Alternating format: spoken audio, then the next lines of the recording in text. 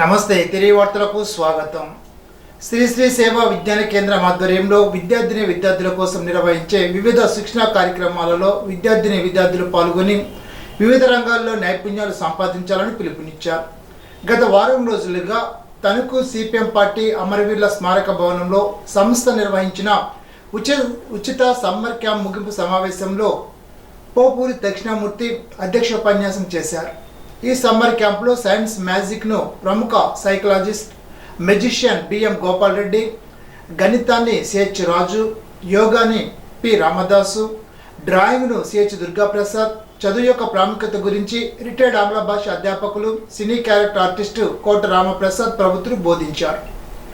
బోధకులకు సంస్థ తరపున P Dakshinamurthy, PL Narasimha Rao జ్ఞాపికలు బహుకరించారు.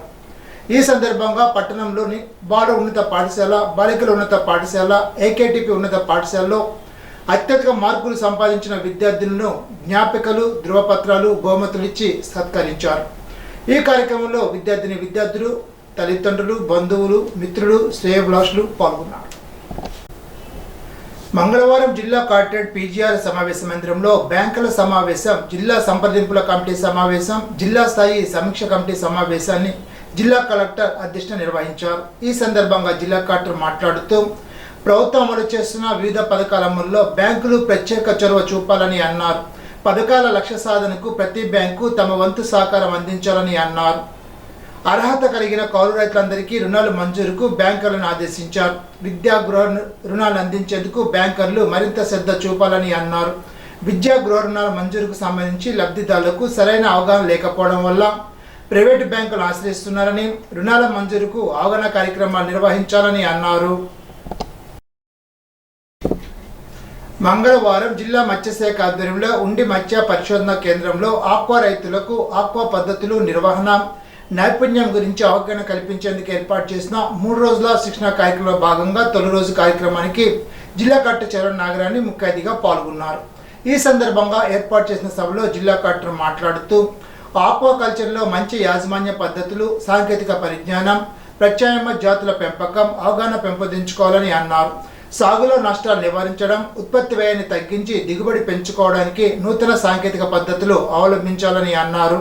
కార్యక్రమంలో జిల్లా మత్స్యశాఖ అధికారి KSV Nagalingacharyulu, fisheries university doctor Suguna, KVK sciences Srinivas, retired principal scientist doctor Phaniprasad, fisheries assistant డైరెక్టర్లు, ఎఫ్డిఓలు, రైతులు తదితరులు పాల్గొన్నారు.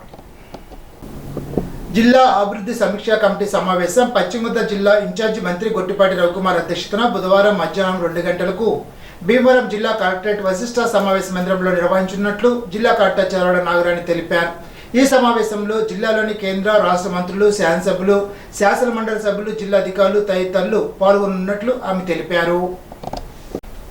Tanuku principal junior civil judge Potharlanka Sairam GV shopping mall సిబ్బందికి మహిళా చట్టాలపై అవగాహన కల్పిస్తూ సమస్య ఏమైనా ఉంటే మండల న్యాయసేవ కమిటీ, తణుకు కోర్టు వారి ద్వారా ఉచిత న్యాయ సాయం సలహాలు తీసుకుని పరిష్కరించుకోవచ్చునని తెలిపారు.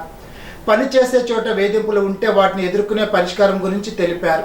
లేబర్ ఆఫీసర్ కిరణ్ కుమార్ మాట్లాడుతూ ప్రతి ఒక్కరూ ఇన్సూరెన్స్ పాలసీ తీసుకోవాలని, దానికోసం ఈశ్రమ్ పోర్టల్లో పేరు నమోదు చేసుకోవాలని కోరారు. డిపార్ట్మెంట్ అధికారుల ద్వారా కూడా పేర్లు నమోదు చేసుకోవాలని, దానివల్ల జరగరాని ప్రమాదం జరిగితే పరిహారం ద్వారా కుటుంబానికి కొంత ఊరట కలుగుతుందని తెలిపారు. అందరూ చట్టాలపై అవగాహన కలిగి ఉండాలని, దాని ద్వారా మంచి చెడు తెలుస్తుందని తెలిపారు. Bar association president Surampudi Kamesh, న్యాయవాదులు కౌరు వెంకటేశ్వర్లు, సత్యనారాయణరాజు, అజయ్ కుమార్, లేబర్ డిపార్ట్మెంట్ అధికారులు M Kiran Kumar, B Laxman Kumar, GV mall manager Manikanta, paralegal వాలంటీర్లు, లైజన్ ఆఫీసర్ కృష్ణమూర్తి పాల్గొన్నారు. మంగళవారం పశ్చిమ గోదావరి జిల్లా భీమవరం కలెక్టర్ కార్యాలయంలోని వశిష్ఠ సమావేశ మందిరంలో మంత్రి నాదెండ్ల మనోహర్, పశ్చిమ గోదావరి, ఏలూరు జిల్లాల ప్రజాప్రతినిధులు, జాయింట్ కలెక్టర్లు, రైస్ మిల్లర్లతో సమావేశం నిర్వహించి రైతుల నుండి రబ్బీ ధాన్యం సేకరణలో ఎదురవుతున్న సమస్యలపై సమీక్షించి ఆదేశించారు. సమావేశాన్ని పశ్చిమ గోదావరి జిల్లా కలెక్టర్ చరణ్ నాగరాణి ప్రారంభించి ఆదివారం కురిసిన వర్షాల వల్ల ధాన్యం తడిచి రైతులు ఆందోళన చెందుతున్న అంశాలను మంత్రికి వివరించారు. అనంతరం ఉభయ పశ్చిమ గోదావరి జిల్లాల జాయింట్ కలెక్టర్లు ఇప్పటివరకు తమ జిల్లాల్లో రబీ ధాన్యం సేకరణ ప్రగతిని పవర్ పాయింట్ ప్రజెంటేషన్ ద్వారా వివరించగా ధాన్యం కొనుగోలుకు సంబంధించి రైతులు, మిల్లర్లు ఎదుర్కొంటున్న సమస్యలను ఆయా జిల్లాల ఎమ్మెల్యేలు మంత్రికి వివరించారు. నిన్న నేను కాకినాడ బిఆర్ అంబేద్కర్ కోనసీమ అదేవిధంగా ఈస్ట్ గోదావరి రివ్యూ చేసినప్పుడు కొన్ని విషయాలు ప్రస్తావించాను. రాష్ట్ర వ్యాప్తంగా మన కూటమి ప్రభుత్వం గత ప్రభుత్వం కన్నా ఇదే సంవత్సరం ఒక సంవత్సరం పోల్చుకుంటే ఇంకా మన రబీ పూర్తవలేదు. ఇప్పుడు వరకు మనం 11 లక్షల మెట్రిక్ టన్నులు అదనంగా కొనుగోలు చేసాం. 11 లక్షల మెట్రిక్ టన్నులు అదనంగా కొనడమే కాకుండా 48 లక్షల మెట్రిక్ టన్నులు మనం కొనుగోలు చేసింది. ప్రతి రైతుకి వాళ్ళ ఖాతాలోకి 11,340 కోట్ల రూపాయలు మనం జమ చేసాం ఈ 9 నెలలు. ఇప్పటివరకు ఎక్కడ జరగలేదు, మన దగ్గరే కాదు భారతదేశంలోనే ఎక్కడ జరగలేదు. సో ఇందాక ఎవరో శాసనసభ్యులు అందరూ కూడా అన్నట్టు రైతుల్లో ఒక భరోసా, ఖచ్చితంగా ప్రభుత్వంలో ఒక జవాబుదారితనం మనం పెంచగలిగాం. అయితే ఈ రబీ మాసంలో వాస్తవంగా ఉన్న ఆర్థిక పరిస్థితులు, అదేవిధంగా మనకి ఎఫ్సిఐ నుంచి వచ్చిన గైడ్లైన్స్ మేరకు ఎంతవరకు మనం కొనుగోలు చేద్దాం అనే దానిపైన వ్యవసాయ శాఖ నుంచి వచ్చిన గుణాంకాలతో పోల్చుకుని జాగ్రత్తగా ఈ ప్రతి జిల్లాకి మనం ఒక సమీక్షలాగా ఏర్పాటు చేసుకుని కొంతవరకు మేము టార్గెట్స్ ఇవ్వడం జరిగింది. ధాన్యం దిగుబడి ఎక్కువ ఉంది ఈ సంవత్సరం అనేది రైతుల్లో ఖచ్చితంగా వస్తున్న మాకు సమాచారం. 40-35 బస్తాలు రావాల్సింది కాస్త కొన్ని సందర్భాల్లో 60 దాటింది, కొన్ని చోట్ల 55.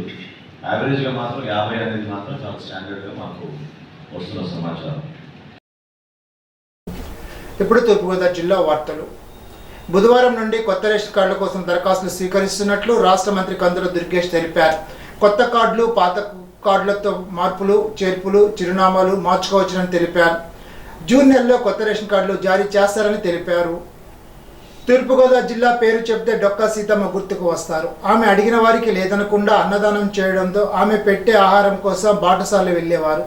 ఒకరోజు డొక్కా సీతమ్మ గ్రామాంతరం వెళ్ళగా ఆ దారిన ఒక కుటుంబం వెళ్తోంది. బృందంలోని పిల్లలు ఆకలనగా కొద్ది దూరం వెళితే డొక్కా సీతమ్మ ఉన్న గన్నవరం వెళ్తామని వారి పిల్లలకు నచ్చ చెప్పారు.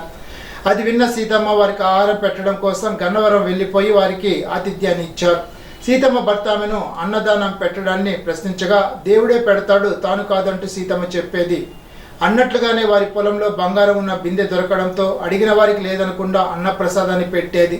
ఆమె సేవను గుర్తించిన బ్రిటిష్ రాజు పట్టాభిషేక సమయంలో సీతమ్మ ఫోటోను తెప్పించుకొని పక్క కూర్చున్న కుర్చీలో పెట్టి నమస్కరించిన అనంతరం పట్టాభిషేకుడయ్యాడు. తనకు ఎటువంటి సత్కారాలు వద్దంటూ సీతమ్మ నిస్వార్థాన్ని తెలియచేస్తుంది. ఈనాటి బంగారు మాట. మనిషి ఉన్నతుడా కాదన్నది అతడి విజయాన్ని బట్టి కాదు, ప్రవర్తన బట్టి అంచనా వేయాలి. స్వామి వివేకానంద. ఈ వార్త ఇంతటితో సమాప్తం. తిరిగి బిజినెస్లో కలుసుకుందాం. అంతవరకు సెలవు. నమస్కారం.